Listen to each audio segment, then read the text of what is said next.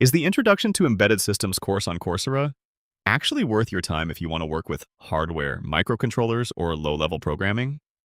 In this video, I'll explain what the course covers, who it's best suited for, and whether it can realistically help you build practical skills.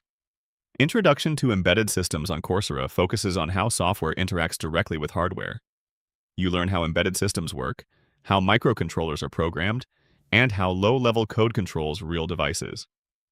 This is very different from web or app development because embedded systems deal with efficiency, timing, and working close to the hardware rather than building visual interfaces. The course is best for beginners who already have some basic programming knowledge and are curious about hardware-focused careers. It can also be helpful for students in electrical engineering, computer engineering, or robotics who want a clearer understanding of how embedded software works in real systems. If you enjoy low-level problem solving and want to understand how devices operate behind the scenes, this course can be a solid starting point. That said, it's important to be realistic. This course alone will not make you an embedded systems engineer. Most embedded roles require hands-on experience with real hardware, development boards, and debugging tools.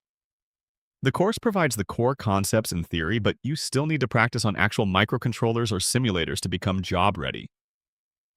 To get the most value, treat this course as a foundation rather than a complete solution.